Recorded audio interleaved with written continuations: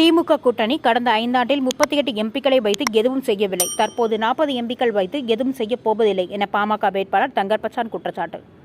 வாக்களித்த பொதுமக்களுக்கு நன்றி தெரிவித்த இயக்குநர் தங்கர்பச்சான்.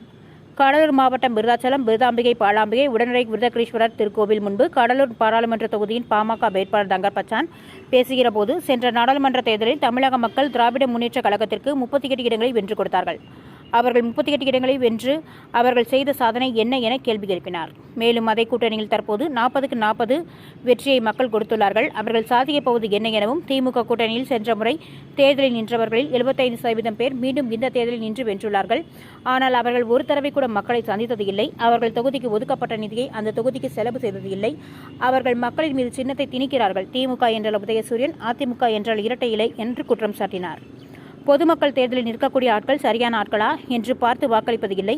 ஒவ்வொரு சின்னத்திற்கு பின்னால் நேர்மையற்றவர்கள் ஒளிந்துள்ளார்கள். கடலூர் தொகுதியில் தோற்ற நான் மக்களுக்கு நன்றி சொல்லிக் கொண்டிருக்கிறேன். ஆனால் கடலூர் தொகுதியில் தேர்ந்தெடுக்கப்பட்டவரை எங்கு சென்று பார்ப்பீர்கள்? அவர்கள் எங்கு இருக்கிறார்கள் என்று தெரியுமா உங்களுக்கு? அவர்கள் உங்களுக்கு உதவப் போகிறார்களா எனவும், மேலும் இது என்னுடைய மண், என்னுடைய மக்கள், என்னுடைய நிலம், நான் இங்கேதான் கிடப்பேன். நான் கலையிலும் அரசியலும் இரண்டிலும் சேர்ந்து பயணப்பட போகிறேன் எனவும், தமிழகம் முழுவதும் பொதுமக்கள் மதுவுக்கு அடிமையாகிவிட்டனர். மணல் கொள்ளை அடிப்பதிலும் சாராயம் காய்ச்சுவதிலும் ஆட்சியாளர்கள் கவனம் செலுத்துகிறார்கள். கரூரில் ஒரு பெண் மீது பேருந்து நிலையத்தில் 1 மணி நேரம் நின்றபோது போதை ஆசாமி அவரை கையை பிடித்து இழுத்து கலாட்டா செய்துள்ளார். மதுவின் போதையில் எல்லா தவறுகளும் நடந்து கொண்டிருக்கிறது. ஆட்சியாளர்கள் இதற்கு என்ன நடவடிக்கை எடுத்தார்கள் எனவும், இந்த வழியை ஒரு வழி பாதையாக மாற்றுவதற்கு பொதுமக்கள் குரல் கொடுக்க வேண்டும். ஆட்சியாளர்களுக்கு இதை பற்றி எல்லாம் கவலை இல்லை எனவும், வருங்காலங்களில் பாட்டாளி மக்கள் கட்சி பொதுமக்களுக்காக செயல்படும் வருகிற சட்டமன்ற தேர்வுகள் ஆகட்டும், எந்த தேர்வுகளாக இருந்தாலும் எங்களை வெற்றி பெற செய்தால் நாங்கள் பொதுமக்களுக்காக குரல் கொடுப்போம் எனவும், எனக்கு வாக்களித்த அனைத்து பொதுமக்களுக்கும் எனது மனமார்ந்த நன்றியை தெரிவித்துக் கொள்கிறேன் எனவும் பேசினார். இந்நிகழ்வில் கடலூர் மேற்கு மாவட்ட செயலாளர் கார்த்திகேயன், மாவட்ட வன்னியர் சங்க தலைவர் சிங்காரவேல், மாவட்ட அமைப்பு செயலாளர் ராஜ், நகர செயலாளர்கள் மணிமாறன் உள்ளிட்ட பலர் உடனிருந்தனர். நாடாளுமன்றத்தில் என்ன நடக்கும்? வெளிநடப்பு நடக்கும். அதுக்காக தான் நீங்க அனுப்பி வச்சிருக்கீங்க எல்லாரையும். யார் எப்படியோ என்னுடைய மக்களை நான் விட்டுட்டு போக முடியாது. என்னுடைய மண்ணு முக்கியம், என் மக்கள் முக்கியம். நான் எங்கேயும் போக மாட்டேன். என் வாழ்க்கை இங்கே தான். ஒரு பக்கம் சினிமா எடுத்திருந்தாலும் அதுவும் உங்களுக்கானது தான். நான் பண்ற அரசியல் உங்களுக்கானது தான். இனி வரும் காலங்களில் பார்த்துக்குங்க. தயவு செஞ்சு இந்த மண் குடிகாரர்களுடைய நாடாகவும் போதைப் பொருள் விற்கிற அதிகமா புழங்குற ஒரு மாநிலமாகவும் மாறிக்கிட்டு இருக்கு. எங்கேயும் நேர்மை கிடையாது. இன்னைக்கு கூட பாருங்க, ஒரு நேர்மையான அதிகாரி மணல் கடத்தல தடுக்கிறதுக்காக போறாங்க. அவங்கள கார் ஏற்றி கொல்றதுக்கு முயற்சி நடக்குது. இது வரைக்கும் எத்தனை முறை நடக்குது? அது மணலை திருட வைக்கிறது யாரு? திருட்டுக்கு துணையா இருக்கிறது அதனுடைய முதலாளி யாரு? எல்லாம் அமைச்சர்கள் தான், எம்எல்ஏக்கள் தான், எம்பிக்கள் தான். அப்ப அவங்க போய் தடுப்பாங்களா?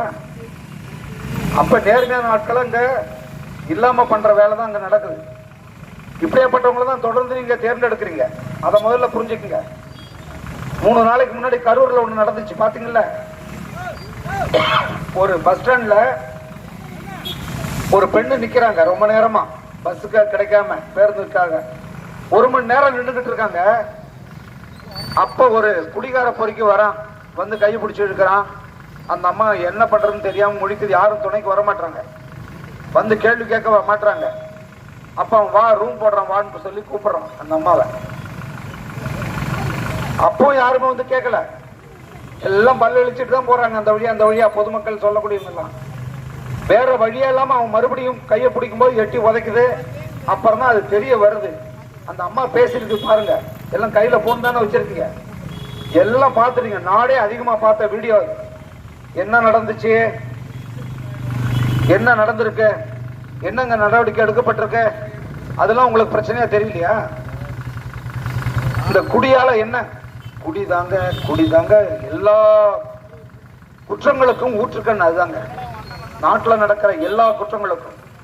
அதை நீங்க பழகிட்டீங்க. அவங்க கையிலேயே திருடுறதுக்கான சாவி அவங்க கையிலே கொடுத்துட்டீங்க. திருடர்கள் கையிலேயே ஒரு திருடன் பயந்து திருடுனா ஏதோ கொஞ்சம் நெஞ்சம் திருடுவான். திருடன் கையில சாவி கொடுத்தா என்ன ஆகும்? கடைசியில் வீடை மிச்சம் வச்சுட்டு போனா மிச்சம், அதுவும் இல்லாமல் இடிச்சு போட்டு போனாலும் பார்த்துக்க வேண்டியதுதான். அதுதான் நம்முடைய நிலை. என்னுடைய பாட்டாளி மக்கள் கட்சி மக்களுக்காக எப்பவுமே பாடுபடக்கூடிய ஒரு கட்சி. இந்த விருத்தாசலம் மாநகரில் இருந்து நான் பேசுறேன். பாருங்க, 2026க்கு பிறகு பாருங்க, ஒரு மக்களுக்கு தேவையான முக்கியமான மாற்றங்கள் வரும். அந்த மாற்றத்தை நோக்கி நாங்கள் செயல்படுறோம். முதல்ல இந்த இடத்துல காவல்துறையெல்லாம் இருக்கா என்னன்னு எனக்கு தெரியல. நான் நிச்சயமா கடலூர் தலைமை மாவட்ட காவல்துறை ஆணையர்கிட்ட நான் பேசுறேன். இந்த பகுதியை இந்த பாதை பாருங்க, ஒரு வழி பாதையை மாத்துறதுல என்ன யாருக்கு என்ன சிக்கல் இருக்கு? போற மக்களும் வர்ற மக்களும் இடிச்சு மோதிக்கிட்டு இருக்காங்க. இதெல்லாம் பண்ணணும். இது ஒரு சின்ன விஷயம். இதை கூட பண்ண முடியாது. ஏன்னா அவங்கவுங்களுக்கு 1008 வேலை இருக்கு. மணல் திருடுற வேலை இருக்கு, சாராங்காத்துற வேலை இருக்குது, எல்லா கான்ட்ராக்டர் எடுக்க வேண்டிய வேலை இருக்குது. அந்த வேலையில் இருக்காங்க எல்லாரும். மக்களுக்கெல்லாம் யாரும் வரமாட்டாங்க. மக்களாக நீங்களும் ஊமையாவே இருங்க. அப்பதான் உங்களுக்கும் புரியும். ஒரு இடத்துல ஒரு நாளுக்கு போய் உட்காருங்க. இந்த பாதையை ஒரு வழிய பாதையை மாத்துங்கன்னு கேளுங்க. உங்களுக்கு வாய் இருக்குல்ல, அந்த வாயை வச்சுட்டு என்ன பண்றீங்க? முதல்ல போராட்ட குணம் இல்லாத மக்கள் எதுக்கு உங்களுக்கு எல்லாம் ஓட்டு வச்சு என்ன செய்ய போறீங்க? நமக்கு வாய் இருந்தாதான் பழிச்சுக்கும். உங்களுடைய பிள்ளைகளும் இல்லாட்டா இதே மாதிரி இந்த சின்னங்களுக்கு ஓட்டு போட்டு அடிமை ஆகி சேர்த்தே போயிடும். பார்த்துக்குங்க. நன்றி, மீண்டும் நன்றி. எனக்கு வாக்களிச்ச அனைவருக்கும் என்னுடைய மனமார்ந்த நன்றியை நான் தெரிவிக்கிறேன். நன்றி, வணக்கம்.